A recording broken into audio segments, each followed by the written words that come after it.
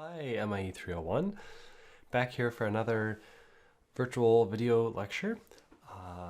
My cold is still improving, but not quite there. So the plan will be to see you in person on Thursday. I'll post an announcement if anything changes about that.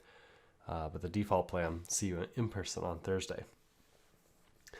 So I put a little bit of an overview here, a little roadmap of where we are within force analysis. So we'll just go through this real quickly and see where we are in this pattern. After today, we're just going to have one more lecture, possibly 1.5 lectures on force analysis, in addition to the tutorial on Friday by Cameron. Okay, so we started off with force analysis doing some of the basics. These first 3 topics were about the basics of doing forces on individual links, and we had this concept of static equilibrium. And static equilibrium is when sum of forces on individual links equals 0. And that's the basis of all of our analysis. We looked at kinematic pairs. We had these special cases of 2-force and 3-force links. And then we added these 2, I'll call them add-on techniques, optional add-on techniques, which can make solving tricky problems easier. You're not going to be forced to use these techniques when solving a particular problem, although I might ask you to use one or comment on its use or something like that. But these are just ways of getting around some basically links that have a bunch of forces on them. 2 different situations for that. The Lab 4, some of you have done this already. And about half of you haven't done this. The Lab 4 introduces you to not just analyzing a snapshot of motion from a mechanism and studying the forces, but instead turn the crank over the full cycle and be able to plot the output in MATLAB. So I'm not going to teach you how to do that rigorously. You can try to adapt what you've done in Lab 4 to your group projects. And actually after Lab 4, we're going to have 2 special lab sessions. Check out the practical lab schedule, and you can see we have 2 sessions devoted specifically where our lab TAs will be there in that room, and they can help you with your design projects or answer other questions about how to develop these equations to describe forces for mechanisms that you're studying. And our last topic, which we're studying today, and in the next lecture and a half, is about dynamic force analysis. So this is our topic for today, and we're going to start off by doing a little review of kinetics. Review of kinetics. And kinetics is basically dynamics without worrying about the kinematics right now.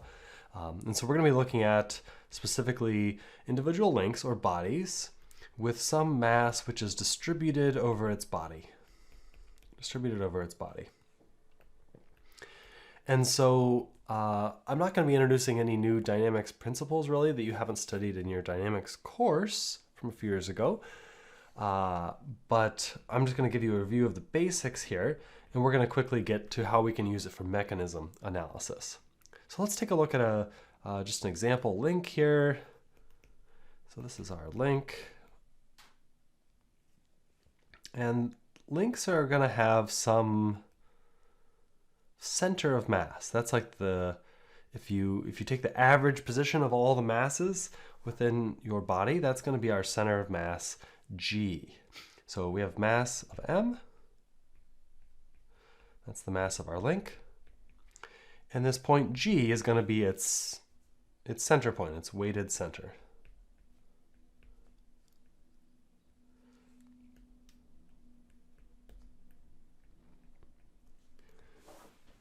Okay, you may also see that as COM, and that's that little symbol, that little kind of bullseye type symbol with the first and third quadrants filled in, circle with first and third quadrants dark, is commonly used for center of mass. So we're going to illustrate this. And for link analysis within mechanisms, this center of mass is going to be really important. So any link that we're studying in a dynamic way, or considering its mass, we're going to draw this center of mass on that link. And the center of mass is going to have some acceleration. So we'll call that A subscript g.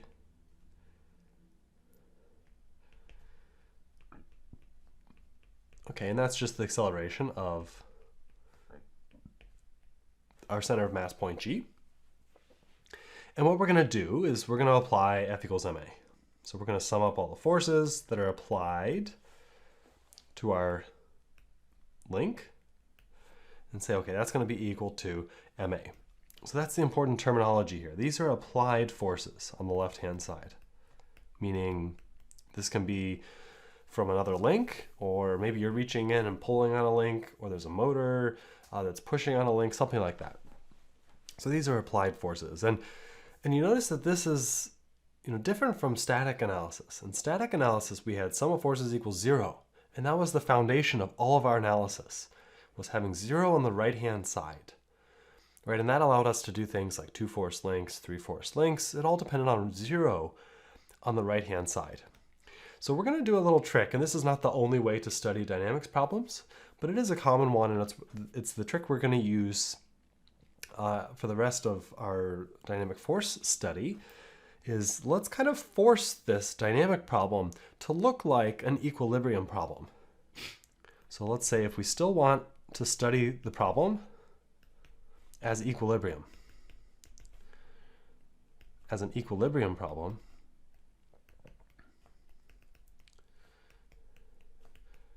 okay, let's just move ma to the left-hand side, right? It was kind of like cheating.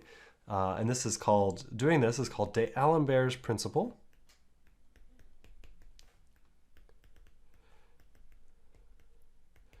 D'Alembert's principle, let's take our ma and let's just move it over to the left-hand side. So it's going to be negative ma.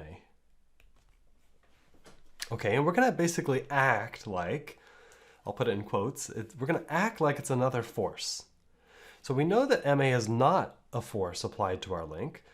It's actually the result of the force, right? If we have some force acting on our link,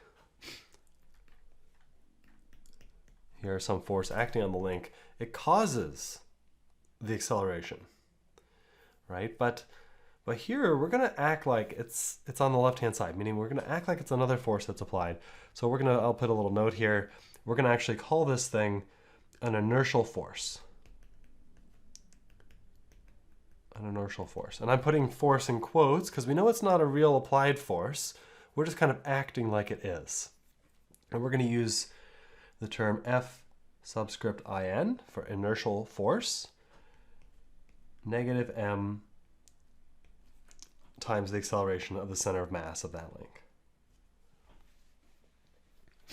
Okay, and so we're going to treat this thing, we're going to treat Fin like any other force.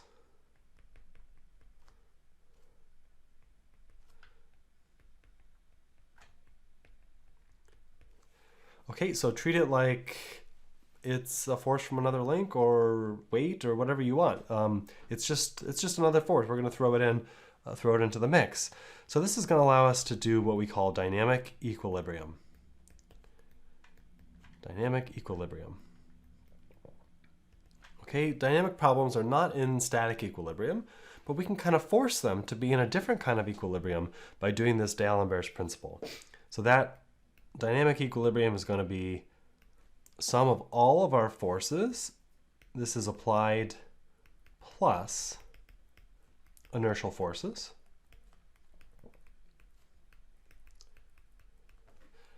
Okay, so if we sum all those up, then we can set it equal to 0, and this is a equilibrium kind of statement.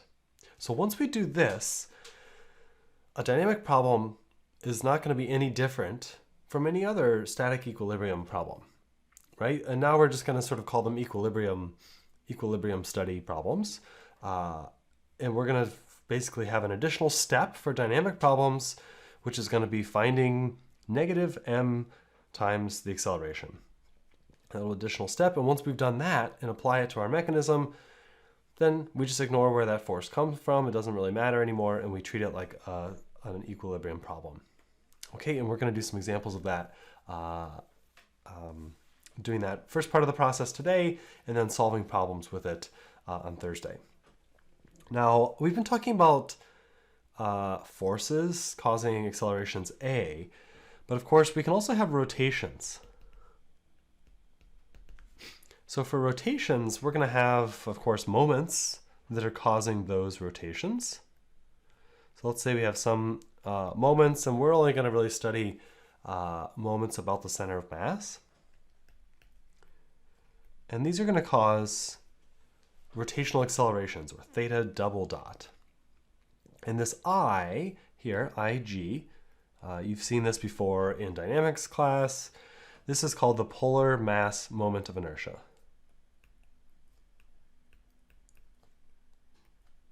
Moment of inertia.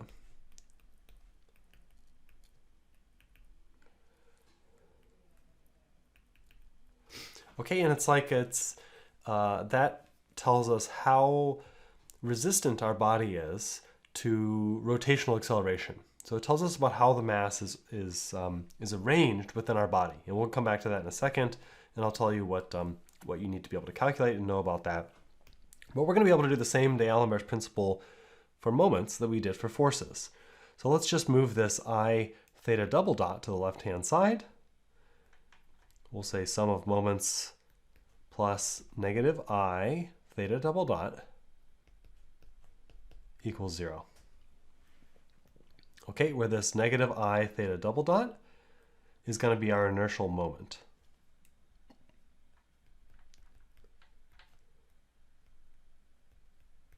Inertial moment, and we'll call that MIN.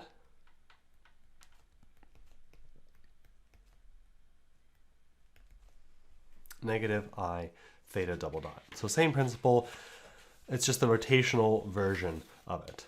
So let's talk about mass moment of inertia a little bit. IG. We'll just do a little bit of an aside here.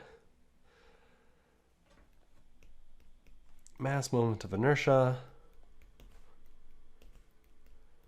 I'm guessing you had to calculate these in dynamics class, or at least be able to use them. This is our key expression, moments applied. The subscripts are the letter G here, capital G.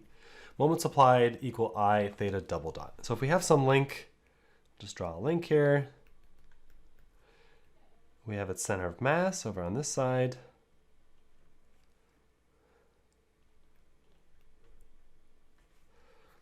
And we have mass, which is distributed throughout the body. So we have some, we're going to look at like a little cube of one little segment of mass. And we're going to end up adding these up over the whole volume of the body. So we're going to do an integral at the end of this. So we'll say, let's look at some differential element of mass, dm, some small amount of mass. And this is going to be, we'll say this is at point B here. And later we're going to move B over the whole body and do that integration. And let's say that the position of this is r B relative to G. Okay, so this point, and what we're going to do, we're basically going to derive moment of inertia here. And, you know, these rotations, there's not like a different physics for rotation as compared with translation. F equals ma is really, F equals ma sums up all of the dynamics physics that we need to be concerned with here. So everything really comes from that. And so what we're going to do is we're going to try and derive our moment moment of inertia principle from F equals ma. We know that if we know something about how this link is accelerating, we can calculate the acceleration of that point B relative to G. It's just going to have this r, that distance, times that theta double dot. This is like a tangential component of acceleration, as we've studied it before. Okay, so we have F equals ma. That's our physics.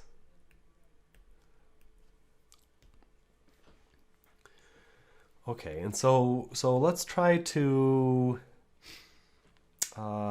put this in. Let's make a rotational version or moment version of F equals ma. So let's do a moment version. And to create a moment from a force, you take force times a moment arm. So let's just do that. Let's do force times some moment arm. So basically we're taking F equals ma and we're multiplying it by some distance r. So we have m a, we're going to put our subscripts on here.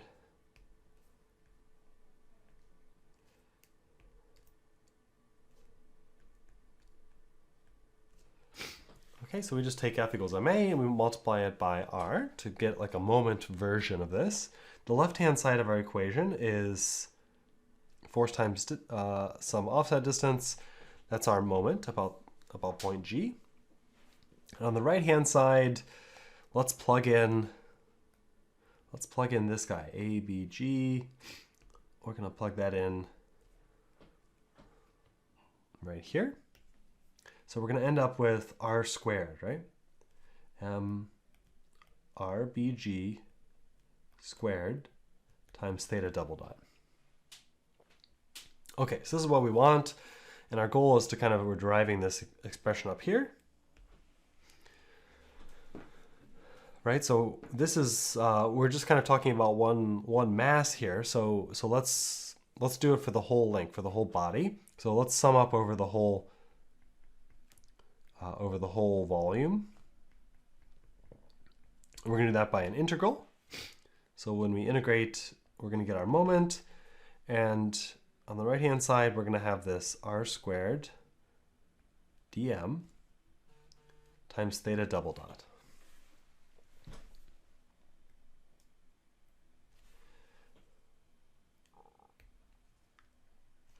Okay, and we'll take note that the whole link has the same theta double dot. Right? The entire link has a single theta double dot.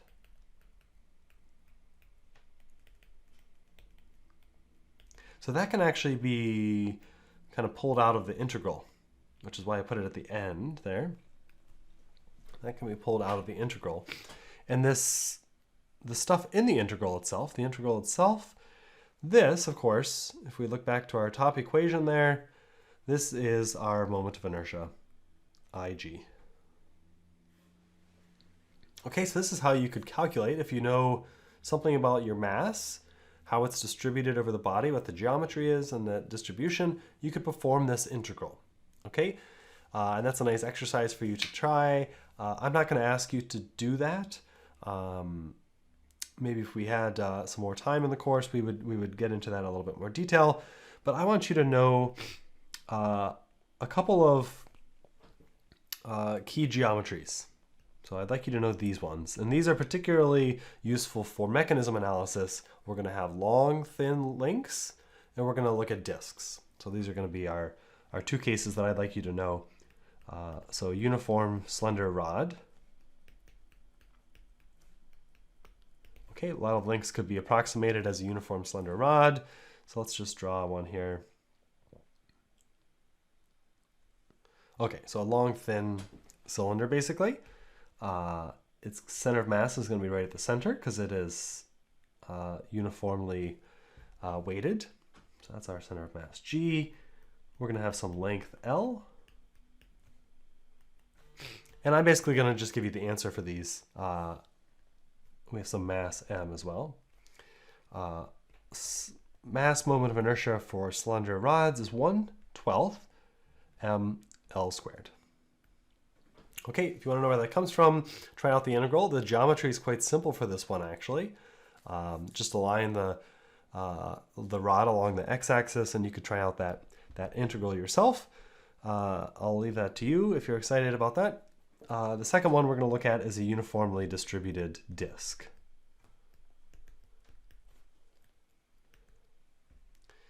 Uniformly distributed disk. Okay, this is going to have radius r, capital R. Center of mass, of course, is going to be right at its geometric center. And for this, mass moment of inertia is 1/2 m times radius squared. Those are mass moment inertia about the center of mass for these two geometries. Okay, so I'd like you to know those. Put them on your equation sheet. If you need to use others for other studies, You can look up solutions. I won't, you can't do that on the exam. I'm not going to ask you to do that. Or of course, you can do the integration.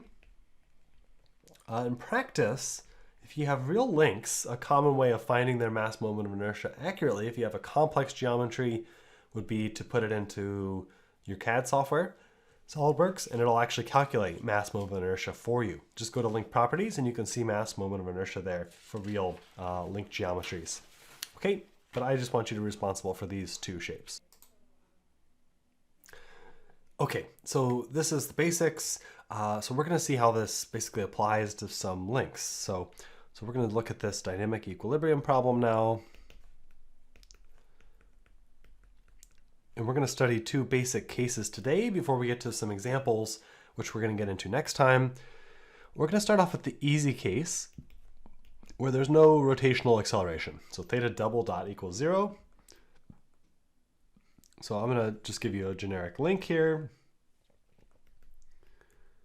Here's our link, mass equals m. Okay, the link has some center of mass over here. All right, and these are just some like connection points to other links. And let's say there's some forces applied. So we have force A applied here. Let's say we have force B applied here.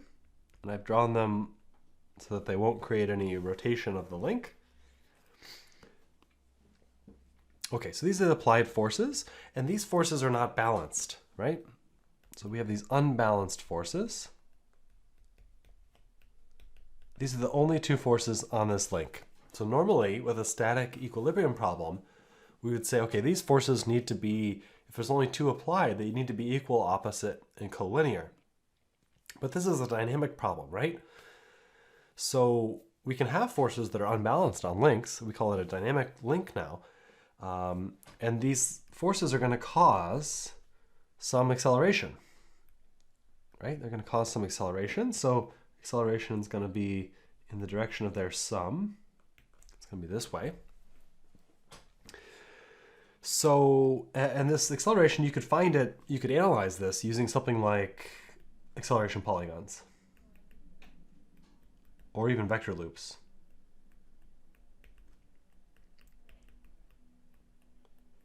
Right, acceleration polygon, you could, if you know some inputs to the mechanism, you could find out what that acceleration is as a number and a direction.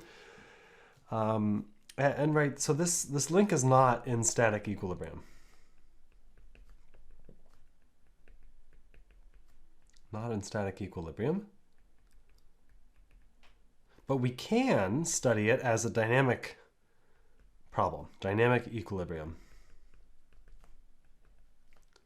Right? And every link always can be in dynamic equilibrium. Okay, and the way we're going to do that is that we're going to put, right, this force, we have F inertia equals negative ma. This is our inertial force. And I'm going to put quotes around it, because we know it's not a real force, but it's like we're acting like the inertial effect is a real force, and it's in the negative a direction. So I'm going to put this on here as an additional force, Fin. This is our inertial force. And now when we look at the link, check out the three red forces applied to the link. Now you can imagine this looks like a three-force link.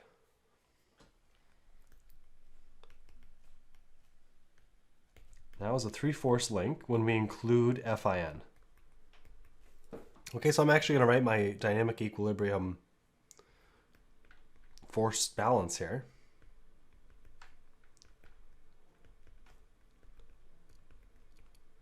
Right, just to be clear of all our forces, we have Fa, we have Fb, and now we have this Fin, which is negative ma.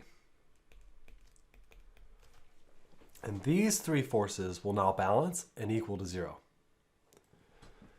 Okay, so this is how we can treat the link like a three-force link. Once you write Fin on there, now we just treat it like any other force. And we kind of forget about the fact that it's a dynamic force when we're using it. So you could just proceed as if it's a equilibrium analysis problem now and ignore the dynamics after you've sort of accounted for the dynamics by putting FIN on there. So we can use any techniques. So I'm going to say now use any equilibrium analysis techniques.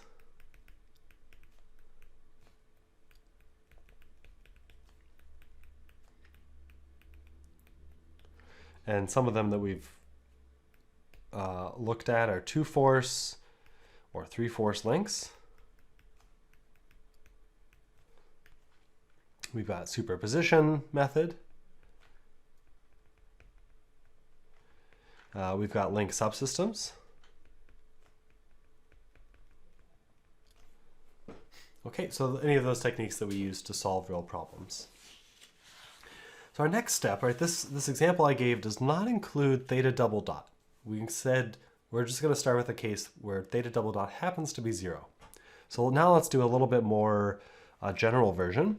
So let's look at a link which has an acceleration and a theta double dot. So we're basically going to repeat the analysis. I'm going to give you a new link here.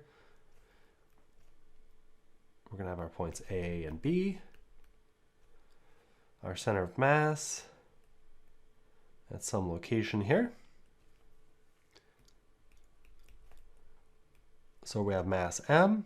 And now, because we're going to have theta double dot, some rotations, we're going to say it has a moment of inertia about the center of mass of I subscript G.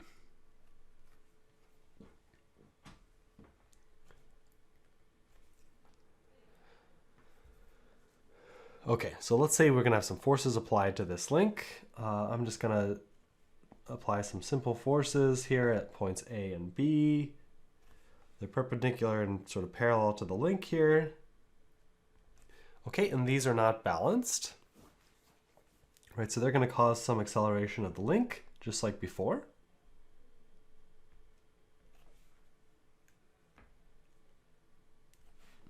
Okay, and they're also not rotationally balanced, right? These forces are going to cause some angular acceleration, theta double dot, and it would be clockwise. If you look at the two links, the two forces, FB kind of points right at G, whereas FA is creating sort of a clockwise moment. So theta double dot's going to be clockwise. So if we wanted to include a balancing effect here, and actually what I'm going to do, just so you can have a nice diagram, I'm going to do my forces in a different color.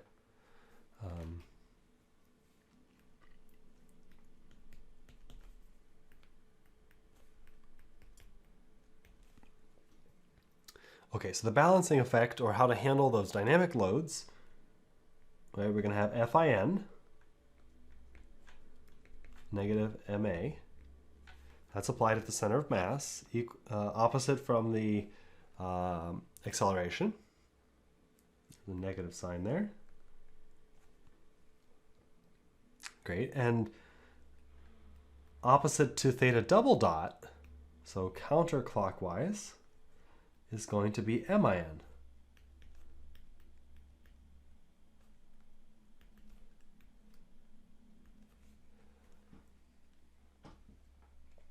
Okay, so we can write out our three equations here. Our three force and moment equations. So we're going to have forces, FA plus FB plus our inertial force, negative MA, equals 0. Right, and the force equation is really two. It's like horizontal and vertical components. And then we're going to have a moment equation. We're going to have a moment equation. So we're going to do sum of moments about the center of mass when we're doing these dynamic problems. Okay, force B aims right at the center of mass. So force B is not going to have any moment. But force A does have a moment, and we'll call this offset distance here dA.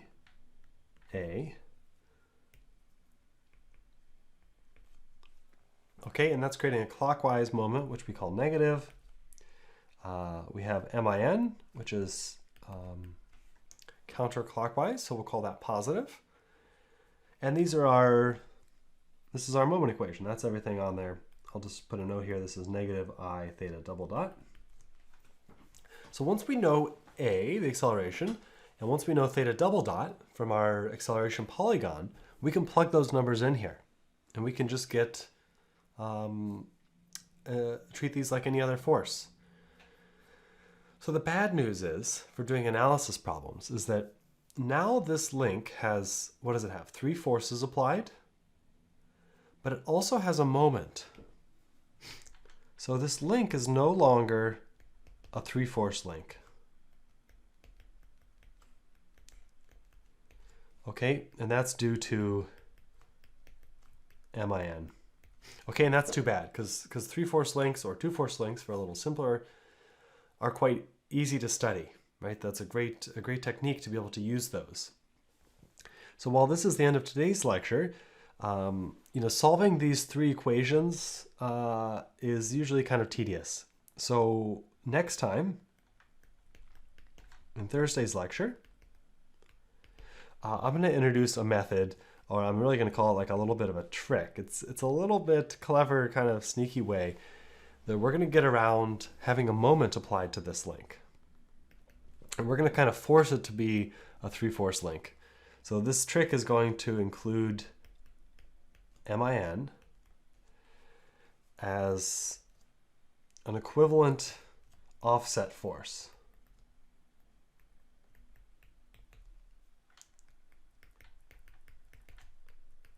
And the idea is that any moment can be expressed as, or can be replaced by an offset force that creates the same effect, or a pair of offset forces.